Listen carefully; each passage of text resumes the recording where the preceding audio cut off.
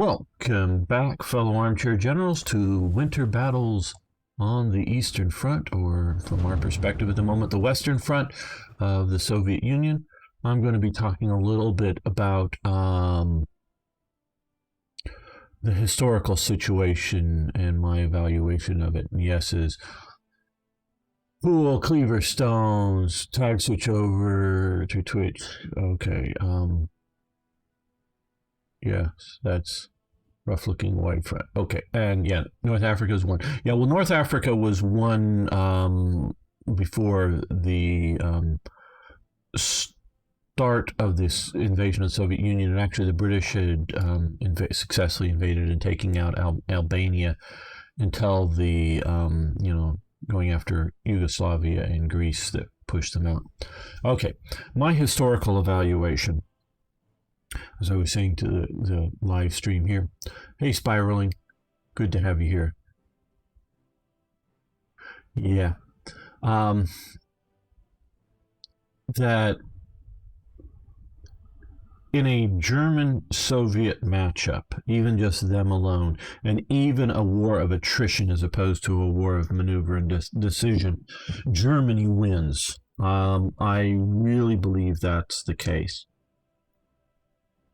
And then, of course, if you were to throw in, and the rest of the Axis didn't help huge amounts, but definitely helped. If you were throwing the rest of the Axis, definitely the Axis wins over the Soviets. And we may be getting some support equipment lend-lease from the Americans, but very little. It's once America gets in the war. Okay, so your valuation, 1941, Germany invades, and around this time, Germany's at the gates of Leningrad, basically, at the gates of Moscow. This is actually the sort of real Stalin line here. And takes Rostov by about this time. So that happens, 41. In the winter, there's the Soviet counteroffensive that pushes them back along sort of the central front here considerably. That, in my opinion, and again, I wasn't there and I haven't studied all the records that are available, but in my opinion, that is because of German logistical failures and the ill preparedness on, I would say, almost every conceivable level for dealing with the Soviet winter. And that includes not just preparedness in the sense of the infantry platoon on the front line isn't prepared. The German home front isn't prepared for dealing with the Soviet winter. And I know I've talked in a lot of the different series about some of the lack of preparedness that the Germans had that I just don't understand. They knew the freaking Soviet winters existed, and I don't care. I don't care if you believe that it just, as like Hitler says, you just kick in the front door and the whole house of cards will collapse. I think that's it's at least a paraphrasing of one of his comments about what it's going to be like invading the Soviet Union. I don't care if that is what you truly believe is going to happen. You still need to occupy the goddamn Soviet Union. You know you do. And so why don't you have... And yet, they had, for at least most all German soldiers, a greatcoat. They had some winter stuff for all of the soldiers. I don't know how much of that, because, how much of that is sitting in warehouses back in Germany, and how much is that on the Soviet soldiers' back as winter comes.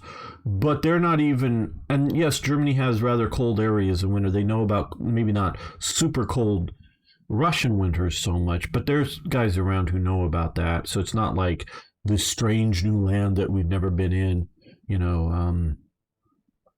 Rosenberg, one of the Nazi thinkers and leaders, I think, wasn't he born like in Moscow or something? But definitely, or maybe that's just some of his parents were, or whatever, because he comes from sort of some of the German stock that had immigrated. At least some of his people came from German stock that had immigrated into Russia, because there was, shall we say, German colonists invited in by various czars at different times. So, yeah, they had people that knew what the Russian winter was like, and they just didn't make better preparations even for an occupation. Okay, and so, things down to, they knew what antifreeze was. They didn't have antifreeze for their vehicles, their with tanks and trucks. And so, why didn't they prepare that? I just don't get, and I'm not paying much attention to the chat. I will in a moment. So, why didn't they prepare better? I don't know. Even if they're, have the victory disease, they didn't prepare better even for victory. They would have had a miserable victory. If they, the conquest went great, the occupation would have just been miserable. So the Soviet counteroffensive happens and is, in my opinion, so successful is because the Germans are incapable of reacting to it, whether on a broad front perspective or on a very immediate local perspective, because, hey, the truck won't turn on because the fluids in it are frozen, including maybe down to the fluids of the oils and whatnot in the engines. So you can't even turn the goddamn trucks on to, evacuate, whether it's evacuate wounded or bringing supplies, from the railheads. It's just, there's an inability to deal with it, including the ineffective ability to do local withdrawals, against pressure points. So the whole thing just collapses, and Germany loses a large amount of personnel, a very large amount of equipment, because if your truck don't move, or if your horses, which have maybe been, I'm presuming a lot of them have been housed in some sort of local housing. That's sort of the standard thing, is you put horses into, and I don't know about horses acclimated to the Russian steppe, but you put a lot of horses into, whether they're official horse barns or you kick the local peasants out and you put them in the peasant huts and try to keep them a bit warmer in winter. You start to try to pull these horses out. I do have a bit of a background of horses, but not in this cold environment at all. But and the horses that I knew wouldn't have been acclimated to anything like this. I'm sure they faced some coldish winters that got to near freezing and whatnot, but they had barns and But trying to get out there and you tow your artillery piece through snow to withdraw it rapidly, yeah, it ain't gonna happen. I'm not saying none of it got withdrawn. I'm sure some of it did, but huge amounts of irreplaceable equipment gets lost in the counteroffensive, in the sort of 41 to 42 winter there. And part of the reason for the effectiveness of the Soviet counteroffensive is that there are tanks spread out in tank workshops from here back to here, because they've collapsed.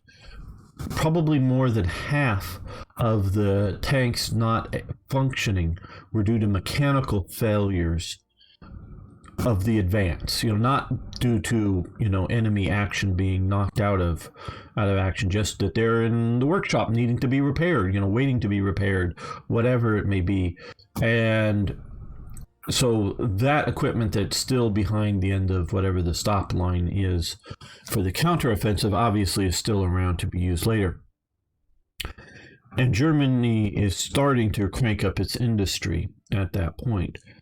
I think Germany could have very effectively done a because they do the sort of 42 spring offensive push down here into the Caucasus and sort of end up in the Stalingrad battles. But and whether they should, and I do sort of kind of think they should take it in chunks instead of weekly attacking. Well, I mean, you may weekly attack everywhere to sort of do pinning attacks to keep them, where's the real attack? But instead of trying to attack on a broad front, taking a big section like the Caucasus to get gasoline for yourself, to deny gasoline to the Soviets, that's all a good plan. I absolutely know that they could have put a lot more effort into that whole situation had they not been concerned about what's going on in North Africa, because we see, as well as America coming in, because they're only maybe just starting to shift focus at this point, because we see, I'm just not good with dates, but we see in 42, about the time of the start of the push into the Caucasus, U.S. landings in North Africa, and simultaneously to the Second Battle of El Alamein here, that pushes Germany to here, and then they form Panzer Army Africa, and it is larger than a corps. It's maybe smallish for the German element of it, smallish for an army on the Eastern Front, but it is definitely more than just the Africa Corps. And at about the same time, you have the, which is now at the end of 42, you have the sort of the fictitious broadcast from Stalingrad in the Christmas broadcast in December 42. Hope I'm getting all these dates right. That was just faked up. I mean, they were still holding out a bit in Stalingrad at the time, but they didn't have the setup to do, we're, besieged Stalingrad, Christmas greetings thing. That was, staged from somewhere in Germany.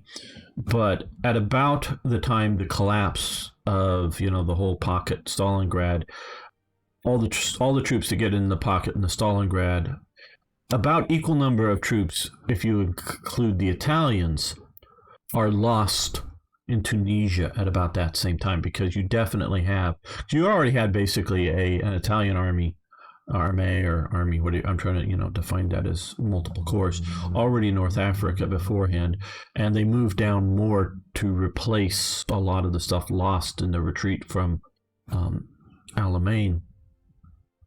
So all of that, and that's in 42, mid to second half of 42, is really affecting things on the Eastern Front. Had you been able to take all of the forces that were sent into German forces sent into North Africa, never mind the Italian forces, all of those German forces that were sent in North Africa, the Tiger tanks that famously there, the one, they have one of them still up in Bovington, all of that stuff, had that been intelligently used, not just thrown into the cauldron of Stalingrad, but intelligently used in this front, I think they would have held. I mean, I think you could have easily had those panzer armies, because there was a sort of, I presume maybe along this river to the north here, and then there was sort of a front leading down here that was lightly held while there was still a German push, mostly German push, at least trying to acquire more of the Caucasus, when the counterattack happens as winter is falling into here. Had you had a Panzer Army reserve that was, whether it's actually sort of a reserve sitting in the center or just operating along the fringes of where they had the Hungarian and Italian armies and the Romanian armies all So they never sent those guys into the Stalingrad battle. They had some really good stiff and panzer units and panzer grenadier units. I think the Russian pincer movement would have easily been contained and limited and stopped. And yeah, well, they might have had to withdraw from Stalingrad, might have. But they were at several times very, very close to taking Stalingrad. It's always one of those things that, yeah, we've almost got it. And at one time there was just literally a little bit of this side of the bank that they're holding. Now they hold some outside of the city, hold some to the north and hold some to the south, but it was just a teeny little bit of Stalingrad that they held in there that they were able to pour in reinforcements and keep it going. But it was always one of those things, if we just had another couple of battalions, another brigade, another division, we've got this thing. So they kept throwing in a little bit more, and that just kept because either they didn't overwhelm in the very early days, throw in the whole thing all at once, which would have overwhelmed the Soviet, or go, no more for you, General whoever. No, I'm not talking Paulus, who's sort of the Sixth Army around this whole area. But if Paulus said no more to whatever general that's actually commanding the division in Stalingrad, we're going to, because my thesis has always been, is once you realize that this bogs down, because they're it's initial sort of rush into Stalingrad, and there's Soviet defense units there, but they're not, again, huge, but it's not like it wasn't a prepared assault. It was like, we're rushing towards Stalingrad. We're on the outskirts of Stalingrad. We're pushing into Stalingrad. It's being successful. It was always sort of that kind of thing. But once you realize that it's sort of bogged down, they should have said, nope, freeze the units in place, hold what you got. We're sending you no more replacements, no more units, and prepare a pincer movement of your own early on in this whole thing, and push to the other side of the Volga. This is one of the rivers that I do know the name of. Push to the far side of the Volga in a double pincer movement around Stalingrad in the open terrain. Have prepared, set up amphibious, because this is a rather wide river, amphibious operations, and isolate everything in Stalingrad, and then push into it, because they're not going to be able to feed in supplies to it while maintaining that. And I think they would have secured that, which then allows you, once you've secured Stalingrad, then you can move in a couple of Hungarian divisions to sort of occupy / hold it, and get the German divisions out along the rivers wherever your front line is. And that would have contained that. You could have moved down into Astrakhan, which the Germans never did, and basically effectively hold this and effectively secure all of the rest of the Caucasus. I think that would have been readily easily to do. And again, this is in the hypothetical Axis versus Soviet Union match. Sure, there might be the idea of a Lend-Lease kind of thing, like America was doing for Britain before getting into that war, with Western allies just afraid of an overwhelming Germany. But you've now cut them off of their primary source of oil. They do have replacement sources, not full replacement, but some replacement sources in the Soviet Union, I believe. And I definitely know that the Western allies could send in more oil, but still that would have made it much more tenuous. And that would have opened it up to a 1943 offensive with Germany's industrial machine only finally getting into really high gear, because you have a Todt dying sometime in the winter of 41 in the airplane crash, and Speer coming in, and Speer takes a while to ramp it up. I mean, Todt was going to be ramping up already, and there was already plans put in place before Speer comes in, the industrial output. But that ramping up is really mostly through 42. I mean, it's significantly getting bigger during 42, but it's really only hits its running speed of industrial output in 43. And so then Now, I know Soviet, by 43, Soviet industry sort of on the comeback because it's had its, 1941 upheaval of moving its factories east and getting things organized. And so 42 is also sort of a reorganization time for them industrially. But that's going on. Now, by 43, they're also ramped up. So you do get T-34 spam for sure. But I think the Germans could easily cope with it. And basically, not so much the rotary engines, though the U.S. did use rotary engines in tanks. The end-line engines for a tank or a truck or an aircraft are essentially the same thing. Different factories, yes, but you can take a truck factory and convert, in fact, truck engine factory, as well as a truck engine or truck body shop pressing elements to make elements of aircraft. So all of the aircraft that Germany is making to confront the Allied aircraft could either A, be sent to dominate the air in the Soviet Union, and I don't think they would have needed as much. So they could B, shift some of that engine production and other critical productions to produce, whether it's more trucks for more trucks and half tracks for more motorization for your combat forces, which gives you greater flexibility, or tank engines is still something of a bottleneck. So I will get to your chat here in just a moment. But so, in my opinion, in a Hitler-Stalin matchup, Germany wins.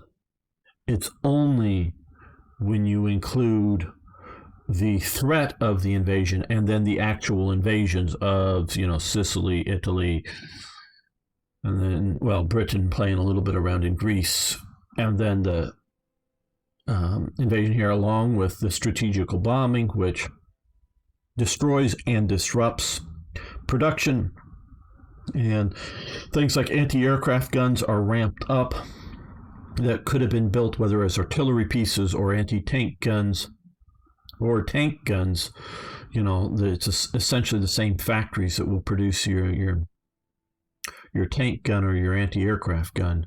All of that stuff could easily be moved to the Eastern Front, and production and manpower, all those guys manning all those flak guns could have been sent to the Eastern Front.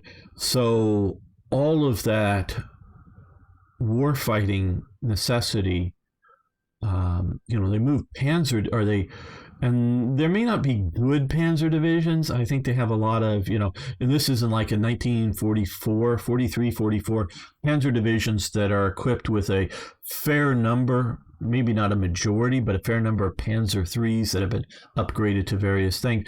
They get sent up to Norway. They basically end up surrendering in Norway, when Norway surrenders out, and they never get moved back out of Norway because they're afraid of an Allied invasion here. So I don't know whether I know there's at least one Panzer division moved up there, and I think it's 2 or 3 that get moved to Norway because it's just such a big territory in there. Needs to confront there. Those panzer divisions may very well not. I don't believe, and I'm trying to remember from what I've read, and it's been a long time.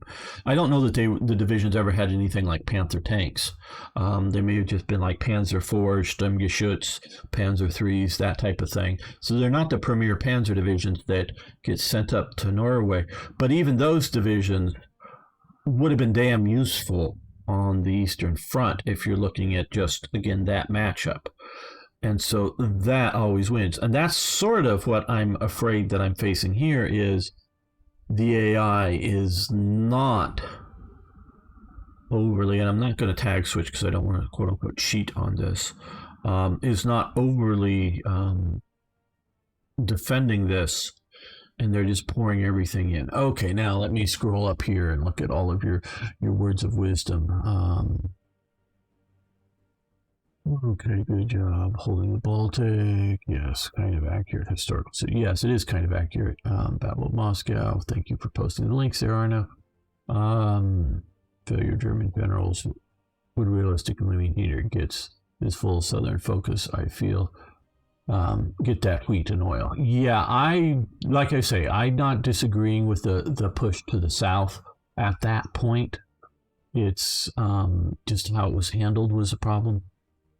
We were also confident that the war would be over. Yeah, it just, it's not so much because, again, I sort of kind of get that if you think the whole house of cards is going to fall in, why you might not have huge preparations and you're not really experienced at operating war on the scale to think that you're going to need the Soviet railway system operational, and you're going to capture a lot of it to just keep your occupation forces supplied with food and whatnot. Yeah, I kind of get that, but it's still, they should have done the preparations to occupy, because the winter is on the calendar. It isn't a surprise every year, like, oh wow, winter again. I didn't know they were going to have it this year also. No, they know it's coming. But they just didn't have the preparation set up to move in before it gets cold. Winter preparations to whatever troops are doing, whether they're hanging out in Moscow partying it up or whatever, but you still need winter clothing. Better than building up the Soviets. Yeah. I don't know. I firmly believe also it should have been delayed to 42 and used 41 to secure the Mediterranean. That I'm fully there. Hello, Bear Jew. How you doing? Big difference. Yes, starting it a little earlier, spiraling would have been good. I don't know if it would have. Well, again, goes back to warfare as a political act. Had you taken Moscow, had the Germans, if you, like he says, starting in May,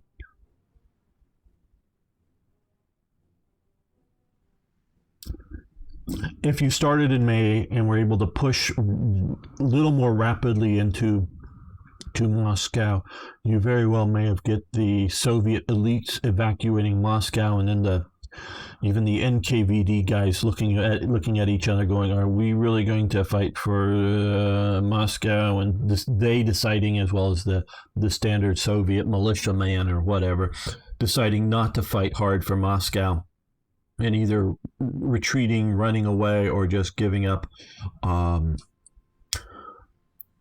the Germans. And then with that, we do note Italy is sort of having fun and games down here pretty nicely, actually. With that, it might have looked at Germany as unstoppable, and whether it's at the political upper level leadership or whether it's the soldier on the front lines looking at going, this war is unwinnable, and just not necessarily like, throwing our hands up and surrendering, we give up, but really give up the hard fight of it, as it were, and just allowing a German victory, because war is a political action, and perception is what is reality in politics. Okay, what is Cool Cleaverstone saying? There's a long address made to the senior members of the Nazi Party in November to the place that was in Munich during the height of the Battle of Stalingrad, perhaps. Yes, very true. There, perhaps more German officers in the Italian army. Okay, yeah, no, we'll just call you Cool.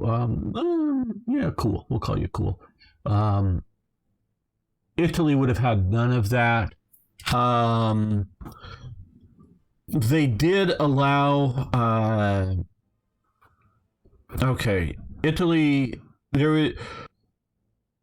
There was remarkably little cooperation between Germany, Italy, and Japan. Remarkably little. Now you say, well, Japan's way out there. Yeah. So strategic operations might be timed at the same time to put pressure on both of them. But Japan, to the best of my knowledge, really didn't telegraph to Germany that it was entering the war. So that was not a coordinated thing. And I think if the Germans had known, they would have been screaming, "Stop! Stop! Stop! Stop! Stop! Wait till we get to Moscow or whatever. Don't poke the American bear." Yes, no, American eagle. Don't poke it. But so that is not Just hang on for another few months with limited stuff, and be on the defensive in China. Just wait. We'll get Moscow down, and then we'll help you out, kind of thing. So there's very remarkably little coordination. It wasn't until so there's a push, I think mostly by Mussolini and some of his close confidants, to try to get the Italian to manufacture German tanks, German model tanks. But the Italian manufacturers basically sort of refuse, and we have new designs coming. And they did have new designs coming, but nowhere near as good as the Germans.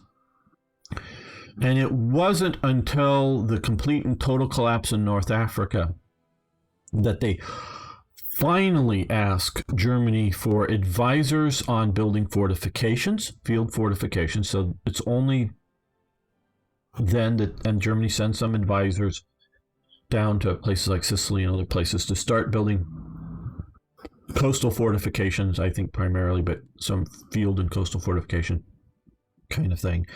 And trying to rebuild, or actually rebuilding Eretit, or however you pronounce it. And again, I'm butchering these if I read them. Latoro or whatever. Two of the from the sort of garrison elements of the divisions, the two of the primary Italian divisions, getting rebuilt with significant amounts, I think a majority amount of German built. Panzer IVs and Stugs get sent down with German advisors, trainers mostly. Basically the divisions end up more in the more fighting the co-belligerent Italians against the Germans, because they switch sides. So it's only then that they do. There is very little cooperation. The other earlier cooperation that is significant, I think it's about 400 Stukas are made in Italy. And when I say made, I think from that's sort of what I remember from one of the documentaries saying. I think they mean assembled. I don't think they were building the engines. I don't think they were, building all the parts in Italy. I think they were just, sending down the parts kits, as it were, and doing a lot of the manpower intensive elements of assembly in Italy. But that's the one aircraft that's German well before the surrender, because then you have, of course, the Italian Social Republic, which gets German equipment. But there's very limited cooperation going on, and a lot of it is resistance by various elements within Italy, whether it's industrial or military. They really resent the Germans. A lot of the leading officials don't like Germans because, there was that thing, World War I. Yeah, and they fought the Germans, as they see it, because they sort of lumped the Italians in with the rest of the Germans, and obviously with unification. So they're not a lot of the key figures in the Italian military hierarchy unfavorable to Germany. They might, I'm not saying they are, it varies from individual to individual. They might be on board of the idea of the new Roman Empire with Mussolini, and whether that means south of France or just gobbling up Yugoslavia, Greece, Egypt, and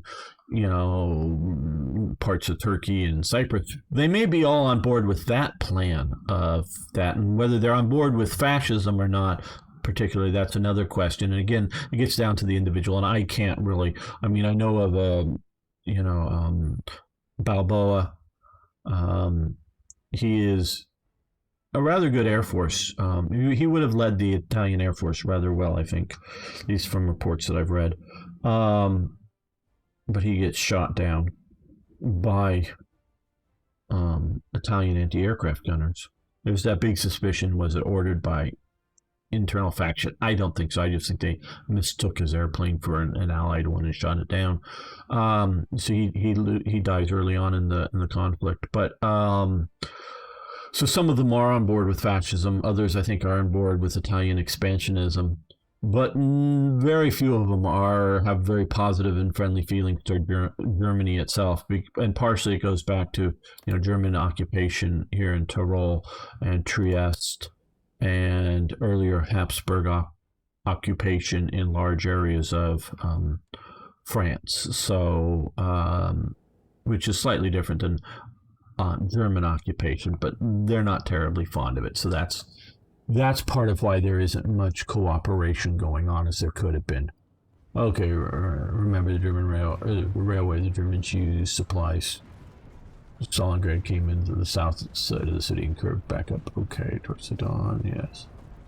The 1st Panzer Division was in Norway. Oh, hey, OCB. Okay, Panzer 3s, 4s, Stugs. What does it means? It surrendered. I think it had 50 to 70-ish tanks. Okay, good. Thank you. I knew there was something up there.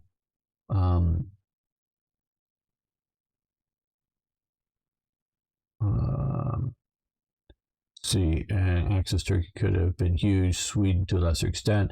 I'm going to disagree. I think it's actually the best thing for Germany that Turkey remains neutral.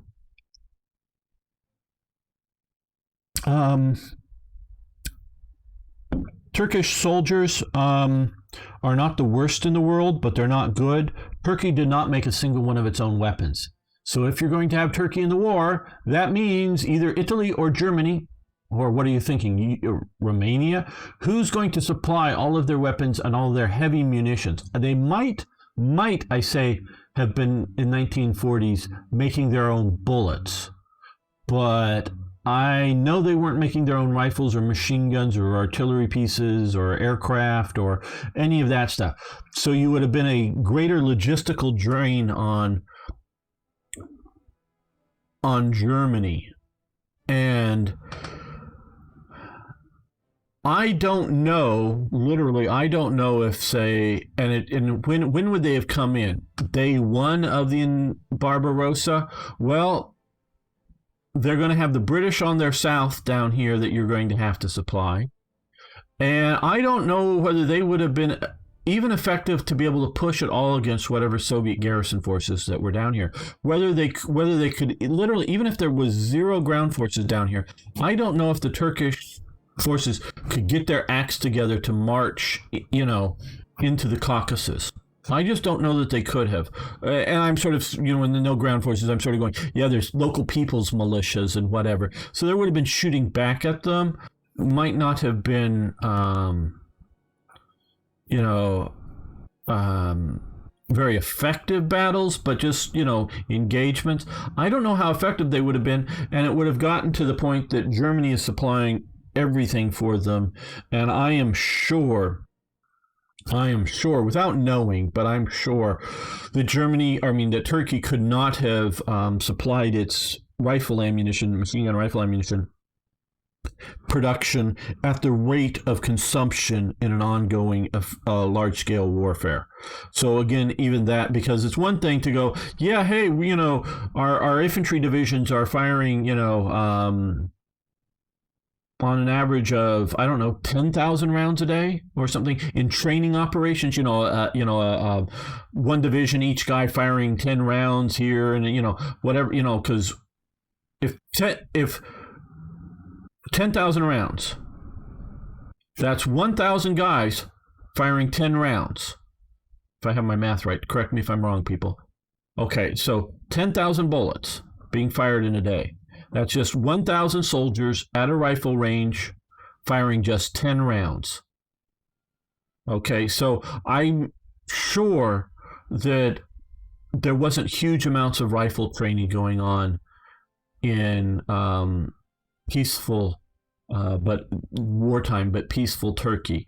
I'm sure there wasn't, it wasn't like every soldier out every day shooting at the rifle range. I'm sure, though, that soldiers got out to the rifle range to shoot some. And so that's just, so 10,000 rounds. So you could easily ramp up just in sort of training procedures, 100,000 rounds a day. That is, 10,000 soldiers firing 10 rounds is 100. I'm not good. Yeah, something like that could easily, and that's like a division, a division of soldiers firing 10 rounds in a day or something get you to 100,000, or I hope my math isn't hugely wrong here.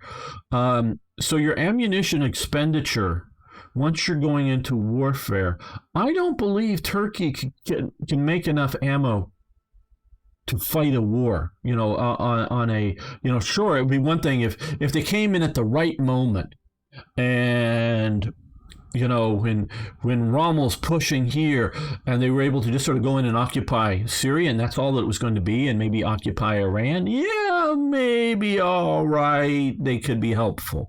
But no, they'd end up being more of a problem than a benefit. And this goes back to a theory that I've held. Hello, Azaz, sort of scanning through the chat and getting to people. So Turkey as a sort of southern linchpin, especially in the south of Europe and it's coming through here, blocks out a lot of advances of the enemy. In my opinion, the best thing Italy could have done to help Germany in World War II was stay out of the war. Just stay the fuck out of the war. And that means Yugoslavia, it can go neutral. Greece, it can stay neutral. Bulgaria, in that case, would stay neutral because it sort of kind of really doesn't want to get into the war, but pressured to, and gets to pick up some of its lost territory here and maybe pick up some of its territory. I mean, these damn states are drawn. Oh, God. Don't get me into another state rant. But pick up some lost/claim territory here. There's still to this day, of course, the controversy over, quote unquote, Macedonia. Is it this country here that these guys down here in this part of Greece think that maybe they should have a little bit more territory to the north and all be Greek speaking, or is it this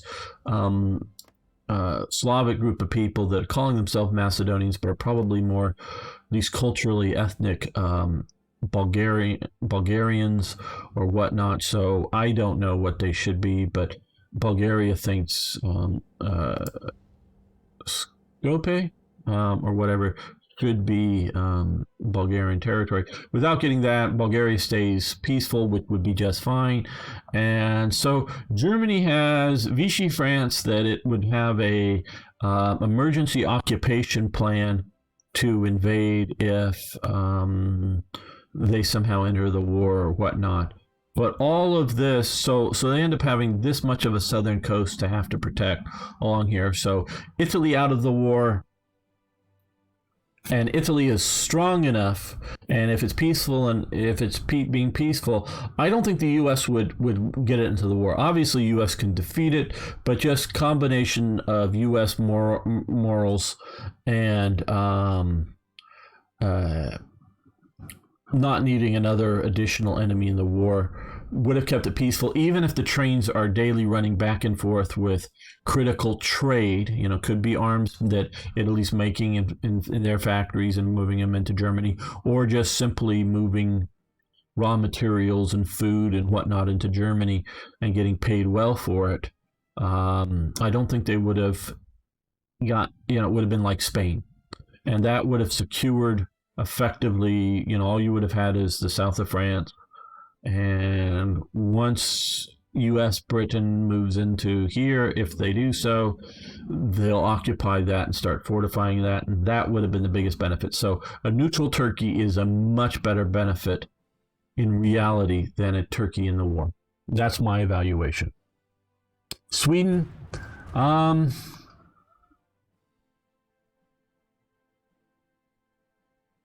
maybe. But I don't know that Sweden was interested in it. Finland is not interested in being in the war. Finland does not want to be in the war. Finland gets attacked because Germany gives the Soviet Union permission. I don't know how much at the time Finland realized that. But Finland holds out, so Germany gives a little bit of aid to Finland in the Winter War. More of the aid does come in from the Allies.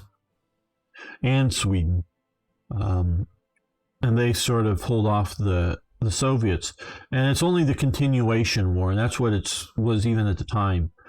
So they only see it as going back in and retaking their lost territory and have no interest in being involved in the war beyond that point.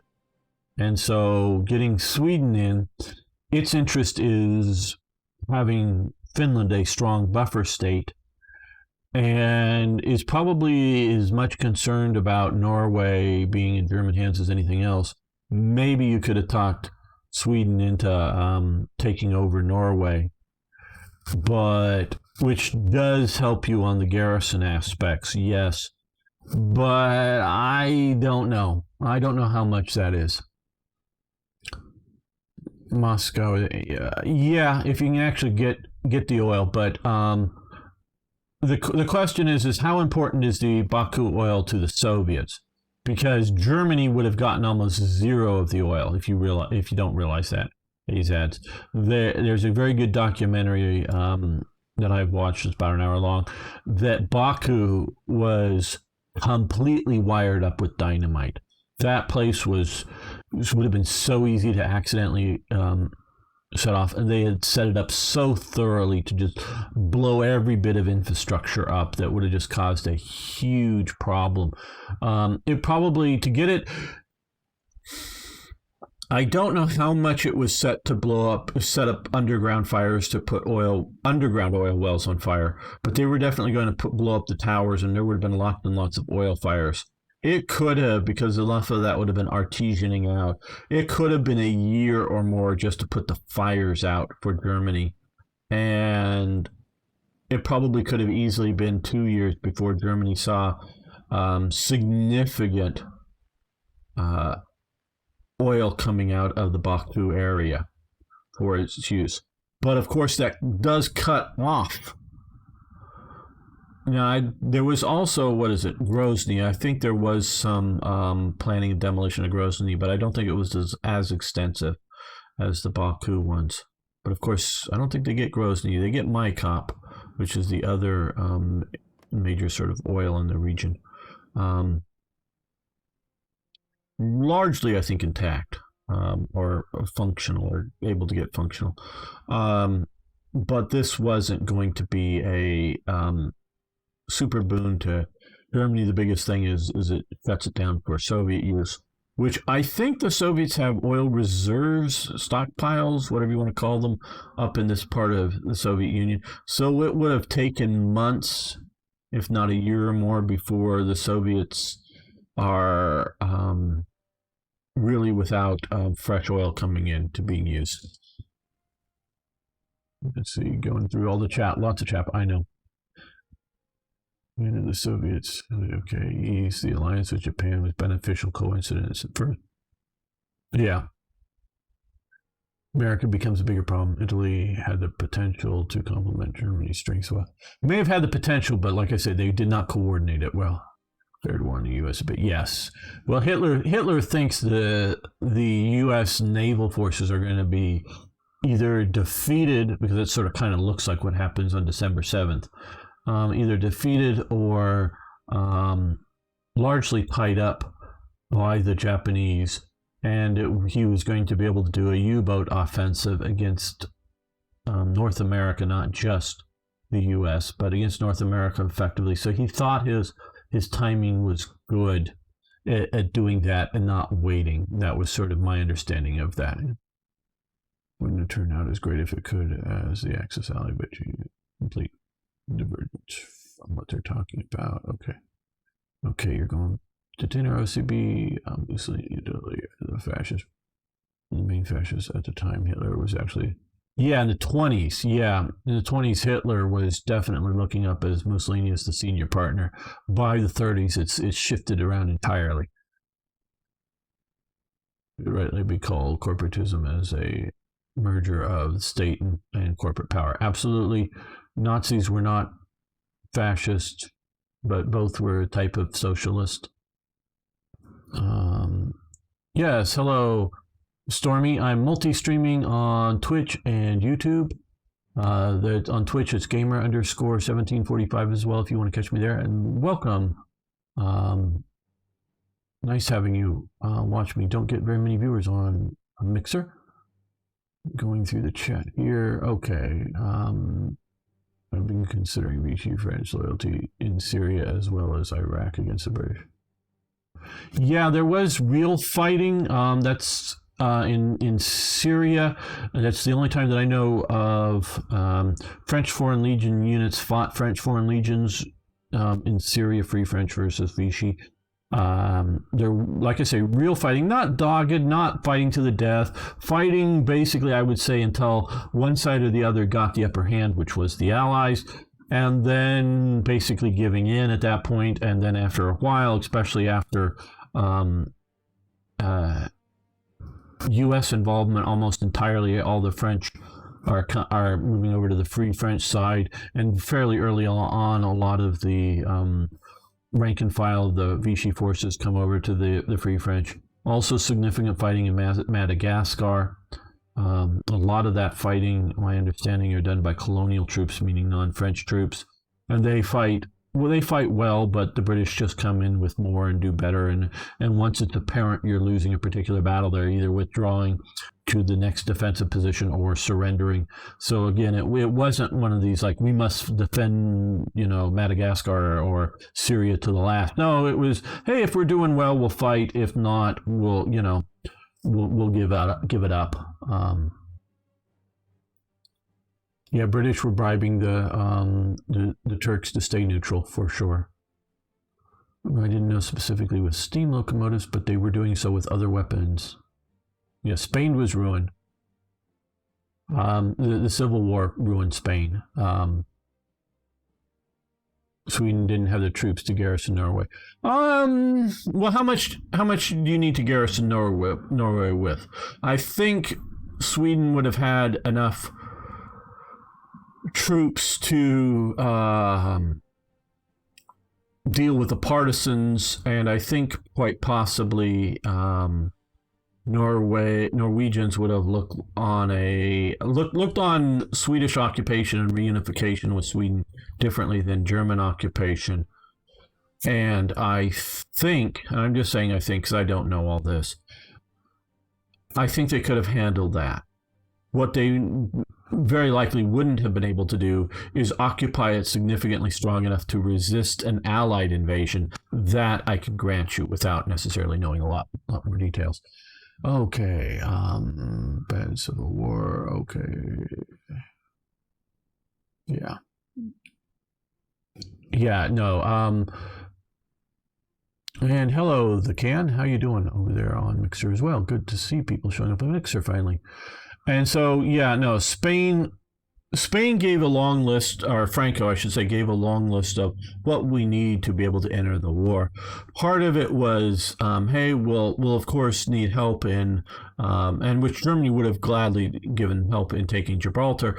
But, oh yeah, we're going to want this, we want all of Morocco, not just Spanish Morocco, which still is a real shithole of a shithole country that doesn't really hardly exist. Is sort of, some of it is claimed by Morocco, some of it is claimed by whatever this is nowadays, and there's the Doha Front, which is a liberation front going on here fighting Morocco for the last 20 or 30 or 40 years or whatever it's called, whatever's going on down there. They wanted French Morocco. They had already occupied Tangiers, which was a free city, sort of like Danzig. Spain marches in and takes Tangier the same day that the Germans march into Paris, and they definitely, the French or the Spanish are watching the Germans approach Paris, and so they do that to not be too noticed by the world when they occupy Tangiers. So they grabbed that up, and so they want at least that. Maybe also, I'm not sure if the demands included any of Algeria, but definitely Morocco. And then huge amounts of food and other military supplies. And it was basically an offer that the territory, they might think Germany would turn it over from France, but you got to remember, the whole point of Vichy France is to keep the Free French France from being an occupation problem. And there is, especially while there's Vichy France and before, the Allies land in North Africa, there is huge levels of cooperation from the French administrative services, which could be including the post office, or, I don't know, the guys that run the canals, or the police. huge cooperation, as well as cooperation of taking over war-useful factories in the occupied zones to produce things useful to Germany. They don't so much produce German weapons, but they produce components and elements that get shipped to Germany. But is all happening because there's Vichy France, with the idea, with the basic promise that most, not so much, well, this here, but maybe some parts of this or whatever, because this is actually officially annexed to Germany. What they're calling Alsace-Lorraine here is annexed to back to Germany. There very well may be border changes, but the rest of it's all going to go back to being French controlled. It might be sort of akin to what happens to Germany after World War I, and that there's going to, which there already sort of was, a limited Vichy army that was probably going to continue for good 20 or 30 years or whatnot. But this was all going to go back to to French control. At that point, they would just be somewhat of a disarmed, particularly in Europe, maybe not so much in the colonies world, and so that keeps the French sweet. So switching this over to Spain, Franco might be thinking that is something that Hitler won't do because it'll disrupt that alliance, or he may be thinking it. But basically, a lot of his list is very real needs that he has, but slightly exaggerated, and say, yes, I don't know if you call him Mein Führer because he's not a Führer. Yes, Herr Hitler, I will join your war as soon as you give this laundry list of supplies. I'm in with you fully, and maybe not quite that enthusiastic, but I will come in and help you as soon as you give me this laundry list of supplies and equipment. And basically, it's designed to be something that Germany can't fulfill. So they look at it as that way, as, oh yeah, we can't you match these. So as opposed to saying, no, we're not going to help you, which might trigger a German invasion. That's what they're worried about at the extreme other end. Not maybe that they thought it was likely, but something that might happen. So they want to say a yes on conditions, but conditions might at surface look like, okay, they're willing to come in, but in reality, Germany isn't going to be able to achieve them. And that's Franco's strategy. In my opinion, it's entirely planned. And I think if Germany looked like it was getting close to, fulfilling some of the conditions, you go, oh yeah, but don't forget about I didn't mention we also have to have, or whatever, or some other thing coming up. I think it would have been a forever stall, is my opinion. Okay, how do you download Black Ice mod for Hearts of Iron 4? Okay. You go to you don't download Hearts of Iron 4 Black Ice mod. There is two components. You go to the Steam Workshop, you search for Black Ice, you go in there, you find it, you click on the mod, to do the mod there, and it will automatically, and then there'll be instructions to also add a second one that adds a bunch of graphics and things to it. Because they have an overall size limit, so they break it into two parts, and it will automatically download and install it into the game through the Steam Workshop. Oh, I see. Arno's already got. Okay, they had 6th Division when Norway was taking Serbia. Okay, and I'm not doubting your word that they had 6th Division. Sweden had, but one, you could raise more. I thought they got more before the end of the war. And how many divisions do you need to occupy Norway? As Sweden. Because, again, I say as Sweden because if it's Sweden coming in, especially if it's Sweden coming in after a German invasion, and Sweden can spin it as, hey, yeah, the Germans were worried that Britain was going to invade, which Britain had planned on invading up here in Narvik to help fight in the Winter War. But when that stopped, that was sort of called off. And then they were sort of kind of getting ready to maybe invade again up into Narvik, this time more to cut off German supplies. Yeah, they were just sort of, the Swedes come out and explain, yeah, the Germans were sort of worried about an Anglo-French invasion, and there had been massive amounts of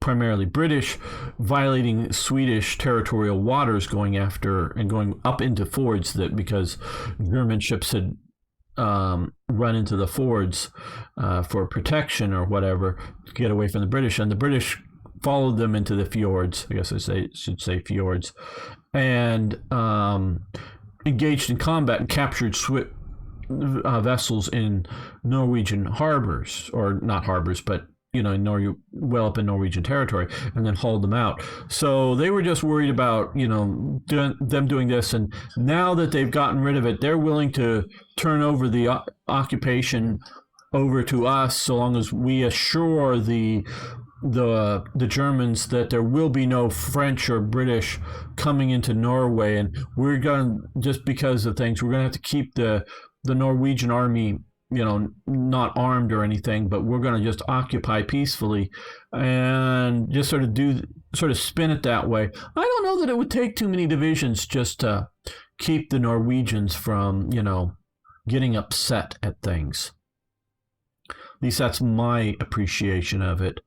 Where I've talked to some people about Switzerland and the occupation more deeply, I have not specifically talked about that scenario to people who sort of know about what would Quisling have done? I don't know. Quisling was an ultra-nationalist. Quisling ends up almost in a civil war with the SS in Norway, because it's growing big and it's taking a lot of his Quisling stormtrooper type guys, I forget what they're called in Norway, were joining the SS. And the SS was clearly printing stuff, making statements, whatever, that Norway was going to be integrated into the Greater German Reich. And that is absolutely what Quisling doesn't want to happen, because he is a super Norwegian patriot. I don't know whether that includes a Scandinavianist patriot or just specifically Norway, and he hated Sweden. I don't know. I just quite honestly don't know that. But he wants to see a Nazi-like regime in Norway, but a Norwegian one, and that's a close ally of Germany, absolutely, but not a German-occupied long-term situation. Now that, of course, is not what Germany, or at least not what Himmler wants to see happen. And so, the German ambassador, Terboven, not German ambassador. Well, the head of German occupation is Terboven, who's sent up there, and he's sort of straddling both the SS operation and expansion in there and dealing with Quisling. And though I think he falls more into the Himmler camp as for the long-term plans of it. Gamer tried to advance the game just a little. Okay, we're going to get that in just a second. Progress on the Eastern Front. Also, could we get some flying belugas to occupy Norway? Yeah, that could be. Oh, for you guys who are who play War Thunder with me, when this live stream is over, you might want to join me. There's a special event going on, D-Day thing that you might be interested in. I'm going to play a little War Thunder after this is over. But yes, we're going to end this episode here, but we're going to start another one immediately and play more of this very long talking episode, Hearts of Iron 4. So thank you for listening. I did like a lot of your points that you brought up in chat. So